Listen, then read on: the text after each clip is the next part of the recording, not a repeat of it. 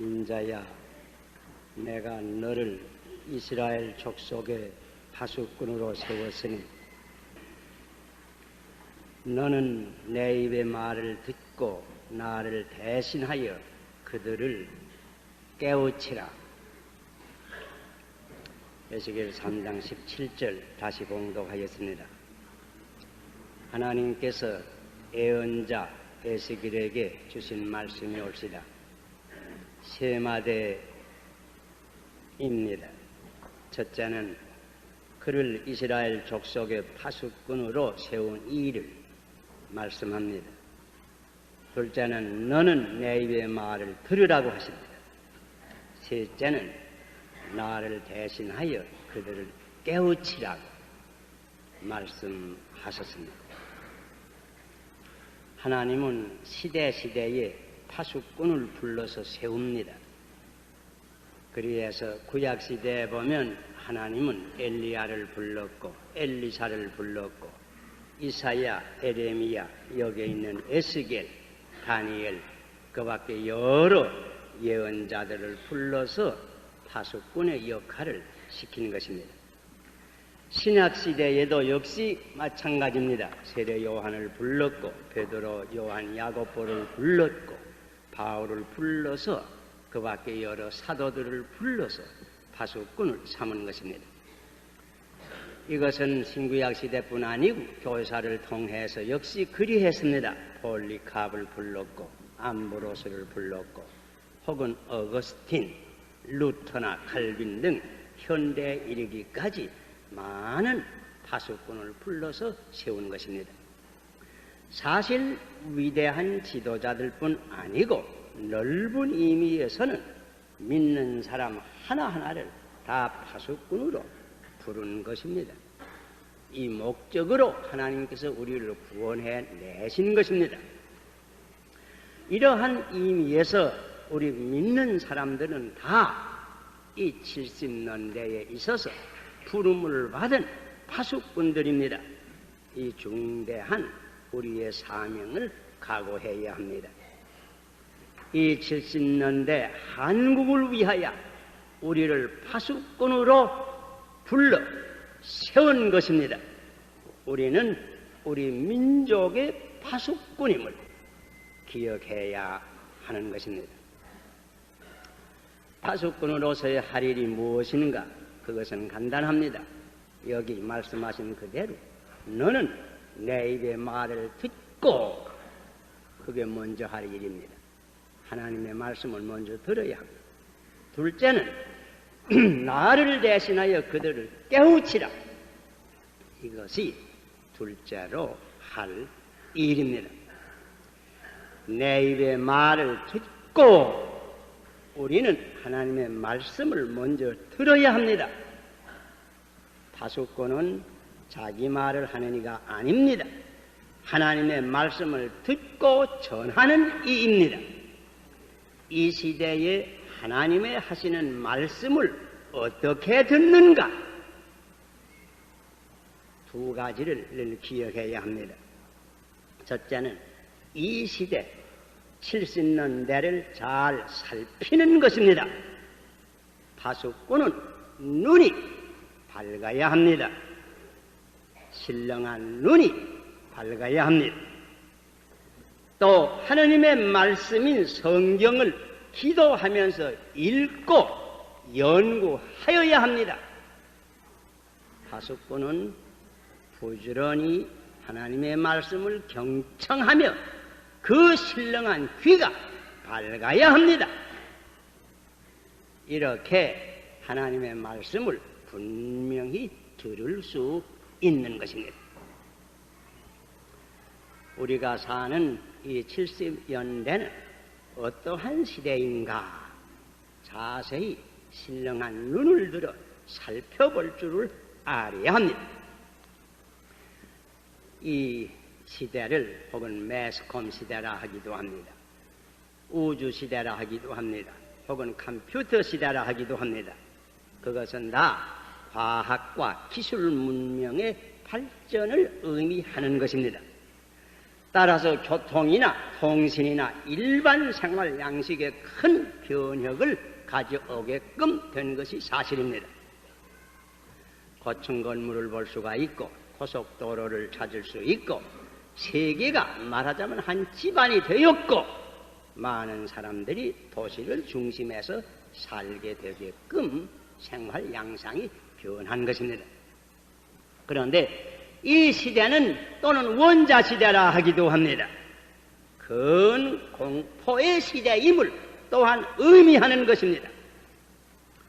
과학을 통해서 인간의 손에 부여된 그 많은 지식과 힘을 인간이 바로 쓰게 되면 인간에게 유익하려니와 만일 잘못 쓰면 전 인류를 파멸하게 이르게 할 위기에도 봉착하게끔 된 것입니다. 그러므로 전 인류는 전전긍긍하면서 이 시대를 또한 공포의 시대라고도 말하는 것입니다. 문제의 핵심은 시대는 새 시대인데 인간은 아직도 옛 인간 그대로입니다. 욕심 그냥 있습니다. 무력과 탐욕과 정욕과 시기와 질투와 교만 그냥 있습니다.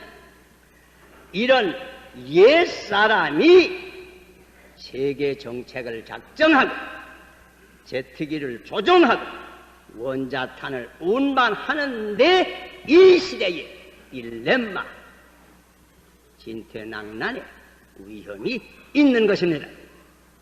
이러한 시대에 하나님의 말씀이 무엇인가?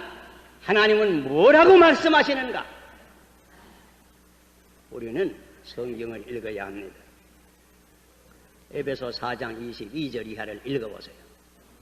너희는 유혹의 욕심을 따라 썩어져가는 구습을 쫓는 옛사람을 벗어버리고 오직 심령으로 새롭게 되어 하나님을 따라 의와 진리의 거룩함으로 지으심을 받은 새 사람을 입으라. 새 사람을 입으라. 새 사람이 되어야 인류는 보존이 될 것입니다. 특별히 이러한 70년대에 그렇습니다. 혹은 고린도후서 5장 17절을 읽어보세요. 누구든지 그리스도 안에 있으면 새로운 피조물이라 옛 것은 지나가시니 보라 모든 것이 새로워졌도다. 새 사람이 되라. 이 목적으로 예수님께서 세상에 오신 것입니다. 예수님께서는 새 사람을 만들기 위하여 세상에 오신 것입니다. 옛날 이사야 때에 이사야를 통해서 하나님께서 일찍이 이렇게도 말씀하셨습니다. 여호와께서 말씀하시되 오라 우리가 서로 변론하자. 너희 죄가 주홍 같을지라도 눈과 같이 희어질 것이요 신홍같이 붉을지라도 양털같이 되리라. 너희가 즐겨 순종하면 땅의 아름다운 소산을 먹을 것이요 너희가 거절하여 배반하면 칼에 삼키우리라. 여호와의 말씀입니다. 새 사람이 되어야 합니다. 또 여러분 이 시대를 이 특별히 70년대 시대의 양상을 자세히 눈을 들어 살펴보세요. 이 70년대는 가장 무신론자와 유물론자가 많은 시대입니다. 물론 무신론자는 어느 시대에도 있은 것입니다. 시편 14편 같은 편은 오래전에 씌운 시인데 거기에 보면 그때 벌써 어리석은 자는 마음에 하나님이 없다 하도다 하는 구절을 찾아볼 수 있습니다. 그러나 오늘처럼 무신론자와 유물론자의 수가 많은 시대는 일찍이 역사적으로 없었던 것입니다.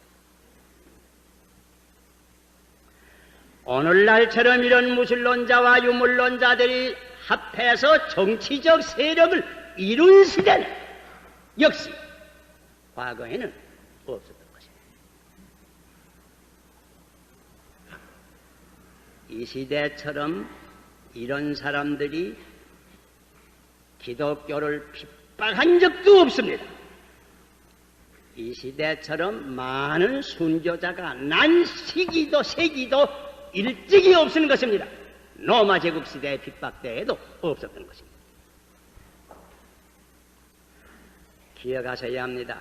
우리가 사는 이 20세기라고 하는 것은 가장 사람이 사람을 많이 학살한 핏비린내 나는 시기입니다.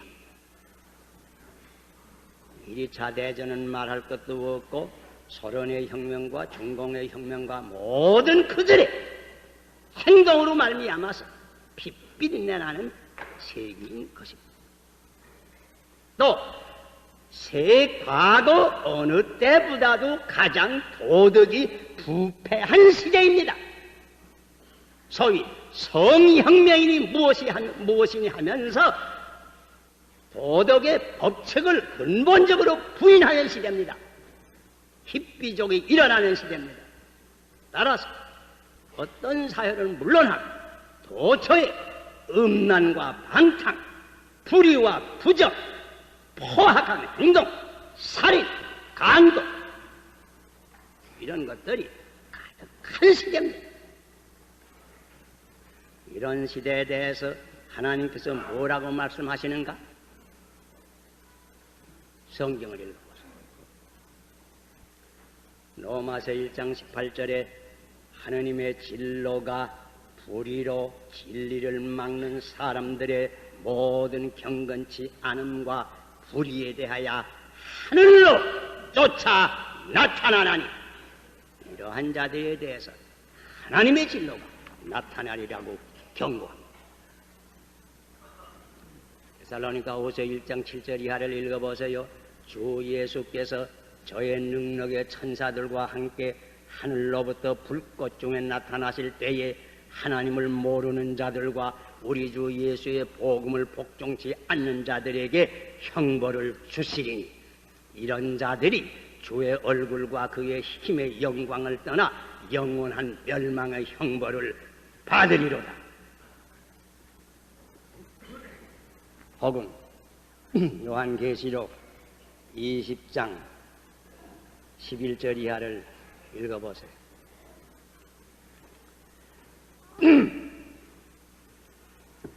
또 내가 크고 흰 보좌와 그 위에 앉으신 자를 보니 땅과 하늘이 그 앞에서 피하여 간데없더라. 또 내가 보니 죽은 자들이 물론대소하고 그 보좌 앞에 섰는데 책들이 펴있고 또 다른 책이 펴졌으니 그 생명책이라.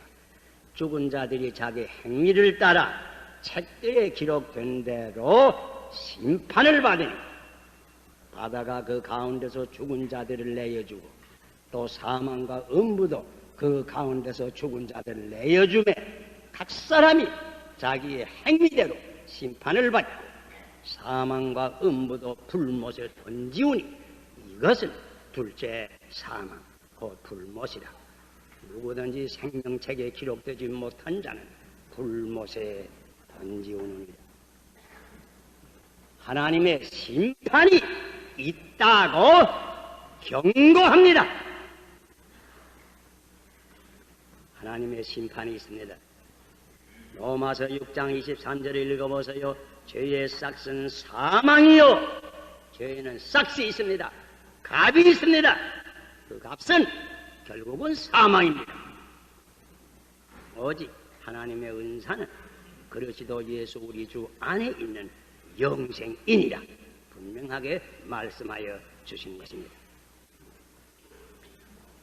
그리고 이 시대를 다시 한번 자세히 살펴보세요. 이 시대는 가공할, 무서워할 만한 새 형태의 노예 시대입니다. 옛날에는 개인 노예 제도가 있었습니다. 그러나 이제는 그런 개인 노예 제도는 없어진 지, 폐지된 지 이미 오래했습니다. 그런데 20세기에 와서 가공할 국가 노예 제도가 생겨났습니다. 공산당 아래의 사회가 그것입니다.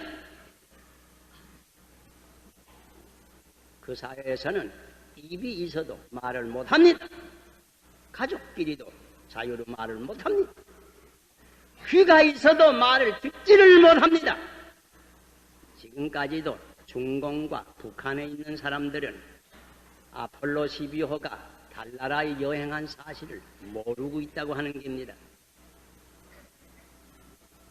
신견이, 집현이, 이주의 자연이 하는 인간의 기본권은 아주 박탈이 되었습니다. 옛날 개인 노예 제도 이상의 속박을 받고 삽니다.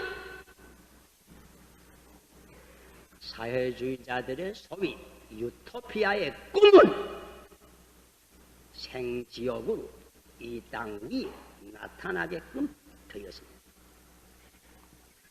이런 때 하나님은 뭐라고 말씀하시는가? 성경을 읽어보세요. 고린도후서 3장 7절을 읽어보세요. 주는 영이시니 주의 영이 계신 곳에는 자유함이 있느니라. 주의 영이 계시지 아니하는 무신론 사회에 인간의 자유가 없어집니다. 요한복음 8장 32절을 읽어보세요. 진리가 너희를 자유롭게 하리라. 진리를 떠나면 자유가 떠납니다. 인간이 하나님을 떠나게 되면 인간의 종이 다시 되고 맙니다. 죄의 종이 또한 되고 마는 것입니다. 갈라디아 5장 1절 읽어보세요. 그러시도께서 우리를 자유케 하려고 자유를 주셨으니 그러므로 굳세게 서서 다시는 종의 멍에를 매지 말라. 그러시도를 통해서 온갖 자유가 오는 것입니다. 영적 자유가 오는 것입니다. 정치적, 사회적 모든 인간의 자유가 따르는 것입니다. 그리고 다시 종의 멍에를 매지 않도록 든든히 서야 됩니다. 자유를 수호할 줄을 알아야 되는 것입니다. 그 가운데 하나는 자유를 바로 쓸 줄을 알아야 되는 것입니다. 이상한 서너 가지는 다 신뢰뿐입니다. 언제나 우리는 우리가 사는 이 시대를 자세히 살피면서 하나님의 말씀을 읽을 때에 하나님의 말씀을 분명히 들을 수 있습니다. 신령한 눈이 밝아 그 시대를 살필 줄 알고 신령한 귀가 밝아 하나님의 말씀을 들을 줄 아는 이는 언제나 하나님의 말씀을 분명히 들을 수 있습니다. 들은 후에는 어떻게 할 겁니까? 나를 대신하여 그들을 깨우치라. 하나님께서 우리에게 명령하십니다. 사도 바울이 일찍이 이렇게 기록했습니다. 고린도후서 5장 20절 이하에 이러므로 우리가 그리스도를 대신하여 사신이 되어 하나님이 우리로 너희를 권면하시는 것 같이 그리스도를 대신하여 간구하노니 너희는 하나님과 화목하라. 하나님을 대신해서 권면하고 경고하여야 합니다. 이것이 우리 파수꾼들의 책임입니다. 하나님을 대신해서 경고하고 권면하여야 합니다. 회개하라. 천국이 가까우니라. 깨우쳐야 합니다. 주 예수를 믿으라. 그리하면 너와 너의 집이 구원을 얻으리라. 가르쳐야 합니다. 믿고 세례를 받는 자는 구원을 얻을 것이요 믿지 않는 자는 정죄를 받으리라. 경고하여야 합니다. 좁은 문으로 들어가라. 멸망으로 인도하는 문은 크고 그 길이 넓어 그리로 들어가는 자가 많고 생명으로 인도하는 문은 좁고 길이 협착하여 찾는 이가 적음이니라. 깨우쳐야 합니다. 공의는 나라를 흥하게 하고 죄는 백성의 수치가 되느니라. 공의로 하수같이 흐르게 하라. 위정자들을 향해서 모든 민족 우리 국민들에게 사회 정의에 대한 깨우침을 주어야 하는 것입니다. 밤이 깊고 낮이 가까웠으니 그러므로 우리가 어두움의 일을 벗고 빛의 갑옷을 입자. 낮에와 같이 단정히 행하고 방탕과 술 취하지 말며 음란과 호색하지 말고 쟁토와 시기하지 말고 오직 주 예수 그러시도록 옷 입고 정욕을 위하여 육신의 일을 도모하지 말라. 자는 겨우들 깨우칠 수밖에 없습니다. 자는 동포들을 깨우칠 수밖에 없습니다. 파수꾼은 벙어리가 되어서는 아니 됩니다. 파수꾼은 졸아서는 아니 됩니다. 파수꾼을 외쳐야 합니다. 파수꾼은 깨어 있어야 합니다. 우리 믿는 사람은 우리나라의 파수꾼이 올시다. 이 시대의 파수꾼이 올시다. 진리의 파수꾼입니다. 복음을 전파해야 합니다. 사회 정의의 파수꾼입니다. 빈부의 격차가 심하지 않은 공의의 사회가 실현되기 위해서 노력하며 경고해야 하는 것입니다. 우리 믿는 사람은 자유의 파수꾼이 올시다. 자유를 수호해야 됩니다. 자유를 바로 쓰라고 깨우쳐야 되는 것입니다. 바로 어제 해방 25주년이 되는 8.15를 맞이했습니다. 이 70년대를 당하여 우리 신자들의 파수꾼으로서의 사명감을 새롭게 하여야 합니다. 다시 본문을 들어보세요. 인자야, 내가 너를 이스라엘 족속의 파수꾼으로 세웠으니 너는 내 입의 말을 듣고 나를 대신하여 그들을 깨우치라. 가령 내가 악인에게 말하기를 너는 꼭 죽으리라 할 때에 내가 깨우치지 아니하거나 말로 악인에게 일러서 그 악한 길을 떠나 생명을 구원케 하지 아니하면 그 악인은 그 죄악 중에서 죽으려니와 내가 그 핏값을 내 손에서 찾을 것이요. 그 핏값을 내 손에서 찾을 것이요. 내가 악인을 깨우치되 그가 그 악한 마음과 악한 행위에서 돌이키지 아니하면 그는 그 죄악 중에서 죽으려니와 너는 내 생명을 보존하리라. 파수꾼의 책임을 감당하지 않느냐. 마지막 화가 내게 미친다고 하는 것도 기억해야 될 것입니다. 기도하십시오.